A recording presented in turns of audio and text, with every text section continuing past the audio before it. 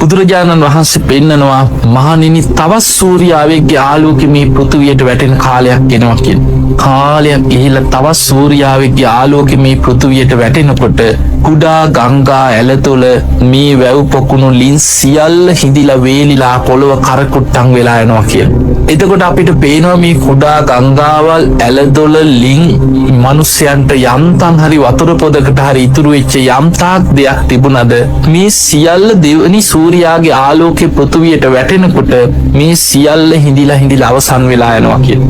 එහෙම කියලා බුදුරජාණන් වහන්සේ මේ හැම තැනකදීම මේ සත්ත්ව සූර්යෝද්ගමන සූත්‍රය පෙන්නන්නේ මහණෙනි සියලු සංස්කාරයන් අනිත්‍යයි.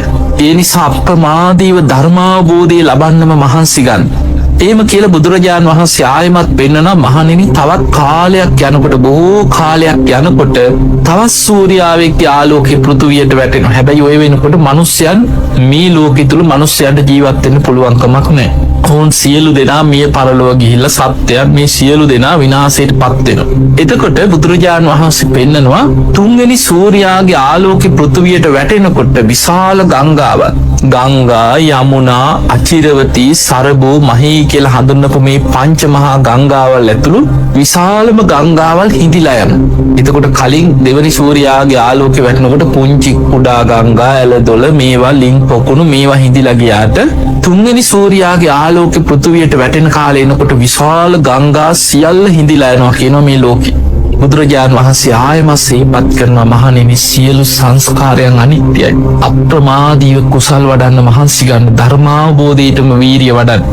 එහෙම කියලා බුදුරජාණන් වහන්සේ දේශනා කරන මහණෙනි තවත් කාලයක් යනකොට තවත් සූර්යාවේගේ ආලෝකය පෘථුවියට වැටෙනවා. මේ හතරවෙනි සූර්යාගේ ආලෝකය වැටෙනකොට විශාල ගංගාවල් හටගන්න විල් තියෙනවා. හිමාල වනාන්තරයේ ඉහළ තියෙන චද්දන්ත විල් අනෝතත්ත විල් ආදී මේ මහා විල් විශාල ජල ධාරාවන් හටගෙන විශාල ගංගාවල් ගලාගෙන යන මේ මහා විල් සියල්ල හිඳිලා යනවා කියන්නේ. මේ හැම තැනකදී බුදුරජාණන් වහන්සේ පෙන්වන්නේ මහණෙනි සියලු සංස්කාරයන් අනිත්‍යයි.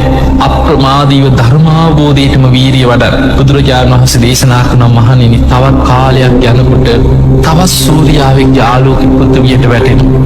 එතකොට මහා සාගරය හිඳෙන්න පටන් ගන්නවා. මහා සාගරයේ ජලය හිඳීගෙන වේලීගෙන ගිහිල්ලා බුදුරජාණන් වහන්සේ පෙන්නනවා සාමාන්‍ය අඩුවෙන හැටි තල්ගස් 10ක් තරම් තල්ගස් 7ක් තරම් තල්ගස් 6ක් තරම් ඔය විදිහට වතුර හිඳීගෙන ගිහිල්ලා අවසානයේ ගොබ් ඇටයක් පොඟෝ ගන්න තරම්වත් වතුර නැති මට්ටමට මහා සාගරයේ ජලය හිඳිලා යනවා කියලා. ඔබට පේනවා මේ ලෝකේ දිහා ගත්තාම මේ අපි ඉන්න පෘථිවිය තුල මහ පොළොවට වඩා තියෙන ජලය ඔබ සිතියමක් අරගෙන ලෝක සිතියමක් අරගෙන මේ පෘථිවියේ ස්වභාවය ඔබ මැන්නෝ.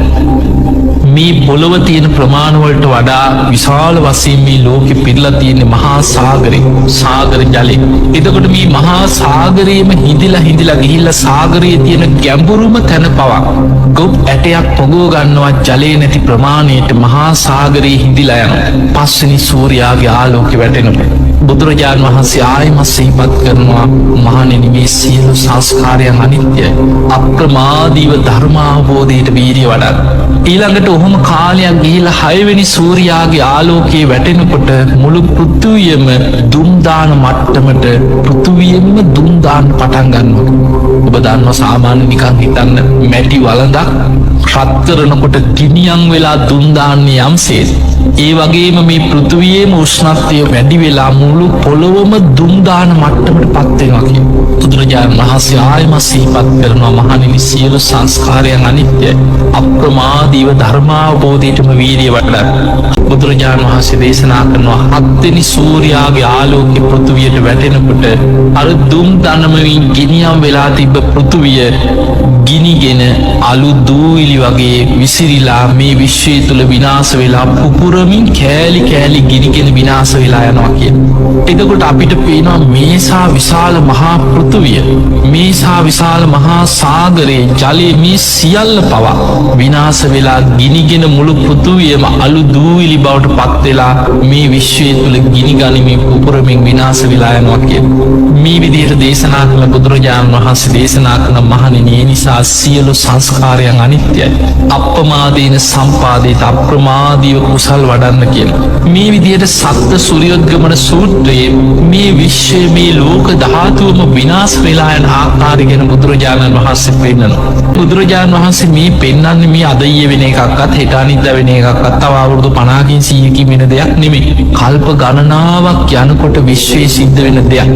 එතකොට මේ එක සූර්යාවේ ආලෝකය වැටිලා තව සූර්යාවේ ආලෝකය වැටෙන්න විශාල කාලයක් යනවා. ඒ නිසා බුදුරජාණන් වහන්සේ පෙන්වන්නේ මහණෙනි දීර්ඝ කාලයකට පසු අවුරුදු දසදහස් ගාණක් ලක්ෂ ගාණක් වෙන්න පුළුවන් මේ දීර්ඝ කාලෙ. එතකොට මේ විදිහේ කාල පරාසයක් තුළ මේ විශ්වය අපිට පේනවා බුදුරජාණන් වහන්සේගේ බුදු නුවණින් උන්වහන්සේ පෙන්වනවා මහණෙනි මේ වගේ මේ ලෝක ධාතුම විනාශ වෙලා ගිනිගෙන දැවිලා විනාශ වෙන කාලයක් එනවා. එතකොට ඔබට හිතෙන්න පුළුවන් එහෙම විනාශ වෙනවා නම් එතකොට මේ ලෝකවල ඉන්න සත්‍යයන්ට මොකද වෙන්නේ? මේ සත්‍යයන් සියලු දෙනාම සතර අපායේ මනුස්ස ලෝක දිව්‍ය ලෝක මේ සියල්ල විනාශ වෙලා යනවා මේ විනාශෙ. එතකොට මේ සත්‍යයන් සියලු දෙනාම ආවස්සර නමින් ආලෝක විහිදෙන අහසේ පාවෙවි ඉන්න සත්ත්ව කොටසක් බවට පත් වෙනවා.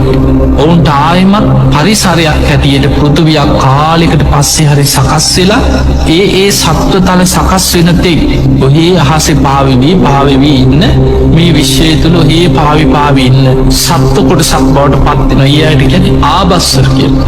එතකොට අපිට පේනවා බුදුරජාණන් වහන්සේ වෙන මහණෙනි මේ ලෝක ධාතුවම ගිනිගෙන විනාශ වෙලා ගියත් අවිද්‍යාවත් තණ්හාවත් නිසා සසර ඉපදී යන සත්‍යයන්ගේ සංසාර ගමනේ අවසානය බුදුරජාණන් වහන්සේ බුදු වැසින්වත් දකින්නේ නැහැ කියලා.